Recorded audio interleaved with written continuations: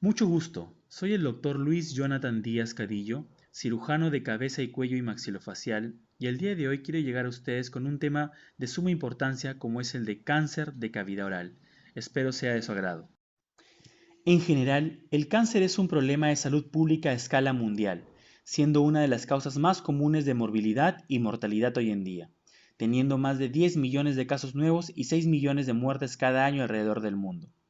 En Latinoamérica, el cáncer ocupa el tercer lugar de las causas de muerte, y de acuerdo a las estimaciones realizadas por la Agencia Internacional de Investigación en Cáncer, se estima que la incidencia acumulada de cáncer en nuestro país es de 157.1 casos por 100.000 habitantes, siendo esta notablemente más alta en mujeres que en varones. Y al extrapolarla a nuestra población, que es de aproximadamente 30 millones de habitantes, se entiende que cada año se diagnostica más de 45.000 casos nuevos de cáncer. La Organización Mundial de la Salud estima que el 43% de las muertes por cáncer son secundarias al tabaquismo, al alcoholismo, a las dietas no saludables, a un estilo de vida sedentaria e a infecciones. El 3% de todos los cánceres se localizan en la cavidad oral.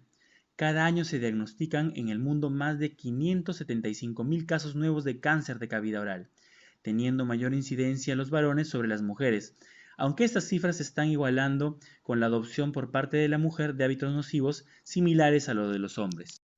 Con respecto al cáncer de cavidad oral en el Perú, según estadística recogida por el Instituto Nacional de Enfermedades Neoplásicas, esta ocupa la 10ª posición, siendo más frecuente el cáncer de cérvix, el cáncer de mama y el cáncer gástrico.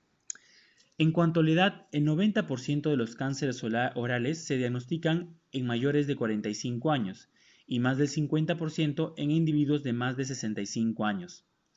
Recientemente se ha observado un aumento en la incidencia de esta enfermedad en pacientes menores de 45 años, lo que podría estar asociado a una infección por el virus del papiloma humano. Para tener un mejor concepto, hablemos sobre lo que es la cavidad oral. Esta es la parte inicial de las vías respiratorias y digestivas altas, que comienza en los labios y termina en la superficie anterior del arco de las fauces o istmo de las fauces, la cual está recubierta por un epitelio escamoso estratificado, y oncológicamente se la subdivide en las siguientes partes. Primero, labio superior e inferior, los 2/3 anteriores de la lengua, el piso de la boca, la encía superior e inferior, la mucosa bucal o yugal, el trígono retromolar y el paladar duro. Esta subdivisión es según la ubicación anatómica del cáncer en la cavidad oral. ¿Cuáles son los factores de riesgo? La causa de cáncer de cavidad oral es multifactorial, es decir, que diversos factores de riesgo pueden actuar como agentes que favorezcan el desarrollo de esta enfermedad. Dentro de los factores de riesgo tenemos: el tabaquismo es el factor de riesgo más importante.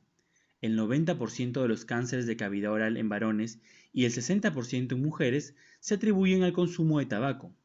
El incremento de este hábito en la mujer desde fines de los años 50 ha hecho que la proporción hombre a mujer cambie de 6:1 a 2:1. En el humo inspirado del tabaco existen más de 30 carcinógenos. Los más importantes son los hidrocarburos aromáticos policíclicos y las nitrosaminas. El riesgo de cáncer es directamente proporcional a la cantidad de tabaco consumido. Por ejemplo, el riesgo relativo es de 1.52 en fumadores de una cajetilla al día y de 2.43 en quienes consumen 2 cajetillas al día.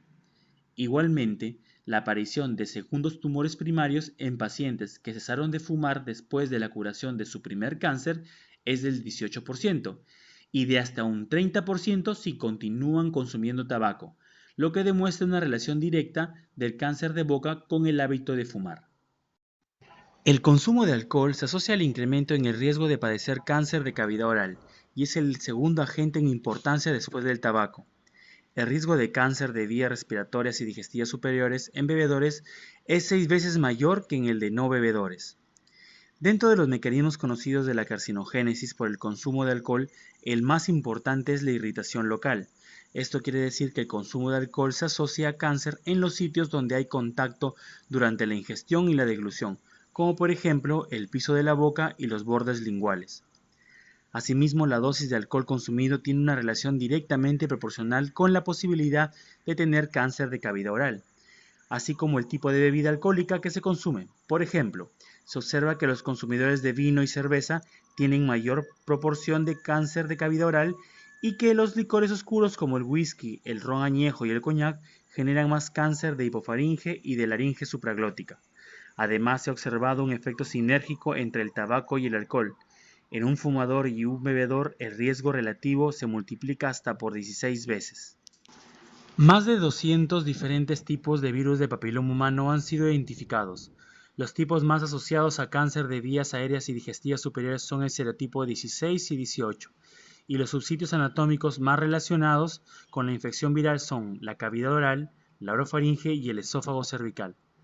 La identificación de virus del papiloma humano en cavidad oral y orofaringe de parejas de pacientes con neoplasia intraepitelial en cuello uterino asociada al virus es mayor que en aquellas en las que el virus no se identifica. Asimismo, la presencia del virus de papiloma humano podría ser la causa del incremento en el número de pacientes con cáncer de cavidad oral y orofaringe que no fuman ni beben alcohol y son menores de 45 años de edad. El término leucoplasia fue empleado por primera vez en 1877 por Ernst Schirmer para identificar aquellas lesiones de la cavidad oral que se manifestaban bajo la forma de placas blanquecinas. La definición propuesta por la Organización Mundial de la Salud considera como leucoplasia a toda placa blanca situada sobre la mucosa bucal que no puede ser eliminada mediante raspado o clasificada como ninguna otra enfermedad diagnosticable. La leucoplasia bucal presenta una prevalencia en la población general del 1 al 4%. Esta afectación representa una lesión premaligna con un potencial de transformación entre el 1 al 10%. La edad avanzada del paciente posibilita una exposición celular más prolongada a los distintos agentes cancerígenos y por lo tanto una mayor posibilidad de malignización. Existe una incidencia superior en el sexo masculino y grupos de edad comprendida entre los 40 y 70 años. Actualmente se ha incrementado su aparición en mujeres al generalizarse el hábito de fumar. La eritroplasia es una placa terciopelada de color rojo intenso que no puede ser caracterizada clínicamente ni patológicamente como atribuible a ningún otro estado. Se conoce la gran tendencia a desarrollar carcinomas. Observamos que las lesiones que clínicamente se corresponden con la definición de eritroplasia histológicamente nos demuestran carcinoma in situ. Muchos de estos casos se caracterizan por su multifocalidad. La eritroplasia de la mucosa bucal suele ser una lesión asintomática que aparece en hombres mayores y fumadores. La localización puede variar en piso de boca, bordes y cara ventral, lingual y mucosa yugal. A veces aparece combinada con áreas de placas blancas y la denominamos eritroplasia moteada. Esta manifestación clínica tiene un alto índice de sospecha en cuanto a transformación maligna y debe biopsiarse ambas áreas. Alrededor del 90% de las eritroplasias presentan en la histología alteraciones displásicas graves. De estas, la mitad son carcinomas invasores de células escamosas y el 40% corresponden a displasias graves o carcinoma in situ. El 10% restante corresponde a displasia leve o moderada. Hablemos de las lesiones malignas en cavidad oral. El carcinoma oral de células escamosas o carcinoma epidermoide o carcinoma espinocelular es el cáncer que comienza en las células escamosas que recubren la cavidad oral. Supone el 90% de todos los cánceres en esta cavidad y la presentación clínica habitual comienza con lesiones sutiles, plaquiformes, que muestran gran tumefacción a medida que progresan tornándose en tumores exofíticos, endofíticos o mixtos, vegetantes de superficie irregular y dura. El carcinoma verrucoso es alrededor del 5% de todos los tumores de cavidad oral. Es un tipo de carcinoma de células escamosas descrito aparte por ser de comportamiento distinto. Tiene un crecimiento mucho más lento, rara vez se propaga a otras partes del cuerpo, pero puede invadir el tejido que rodea el sitio de origen. El melanoma es una neoplasia de los melanocitos de alto grado de malignidad, que es poco frecuente, va del 0.4 al 4% de todos los tumores primarios de cavidad oral, pero es muy importante ya que podría confundirse con una pigmentación de la mucosa oral. El carcinoma de glándulas salivales menores define un tipo de cáncer que afecta a las glándulas salivales, que puede incluir el carcinoma adenoide quístico, el carcinoma mucoepidermoide y el adenocarcinoma. ¿Cuáles son los signos y síntomas en el cáncer de cavidad oral? Bueno, una herida persistente y dolorosa en cavidad oral es el motivo de consulta más frecuente. También se puede asociar la presencia de una lesión plana o engrosada, ya sea blanquecina o rojiza o mixta, la presencia de dientes móviles y o dolorosos, la dificultad o dolor al movimiento de la mandíbula, la presencia de adormecimiento y dolor en el movimiento de la lengua. Va a haber mal aliento o halitosis, la presencia de ganglios o adenopatías cervicales y la disminución de peso. Si cualquiera de estos síntomas o signos están presentes durante días o semanas, su médico debe realizar pruebas para descarte de cáncer en cavidad oral. El pronóstico y la supervivencia del paciente cambia radicalmente ante un diagnóstico precoz. De este modo, un examen sistemático de la mucosa oral, tanto por medios visuales como mediante la palpación, debe formar parte de todo examen rutinario.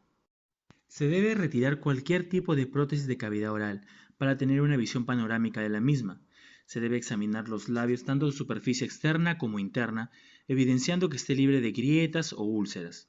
Se debe observar el tejido gingival y el vestíbulo, así como la mucosa yugal, el paladar duro, el velo del paladar y los pilares posteriores, sin dejar de lado el examen de la orofaringe. Debemos de examinar la superficie ventral, los bordes laterales y la superficie dorsal de la lengua.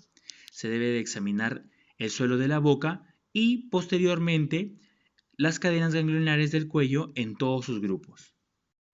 El diagnóstico definitivo del cáncer oral conlleva la realización de una biopsia para hacer un estudio anatomopatológico.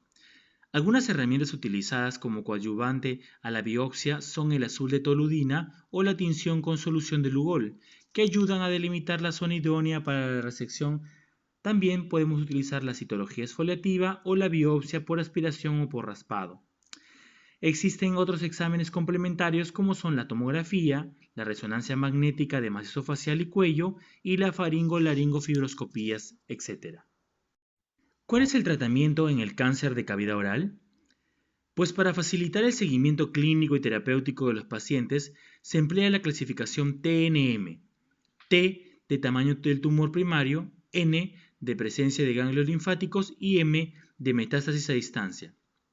Y así se puede decidir por el tratamiento que, según la evidencia, dé mejores resultados, mejor pronóstico y sobrevida. Por ello, esta decisión terapéutica va desde tratamiento quirúrgico, radioterapia, quimioterapia o tratamiento combinado. Numerosas técnicas quirúrgicas están disponibles ahora para eliminar un tumor y a la vez restaurar la apariencia y la función de cualquier tejido afectado, ya sea por el cáncer u otra enfermedad. Muchos pacientes a quienes se les va a realizar terapia quirúrgica por el cáncer de cavidad oral a menudo se preocupan por la desfiguración, pero los avances en la cirugía reconstructiva permiten restaurar la apariencia con poco o ningún signo de cambio. Recordemos, pues, que su médico siempre trabajará estrechamente con usted para asegurarse de que su tratamiento es el ideal, el apropiado para su salud y su bienestar. La prevención primaria es la piedra angular en la prevención del cáncer de cavidad oral, ya que el eliminar todos los hábitos nocivos contribuye a la disminución de riesgo de padecerla. Dentro de ello tenemos a sus dos factores más importantes, como son el tabaquismo y el alcoholismo.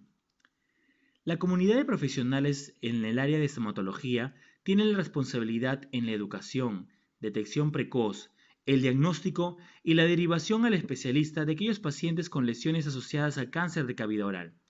Recordemos que la boca es un área muy accesible, por lo que la detención de lesiones o condiciones premalignas no es dificultosa.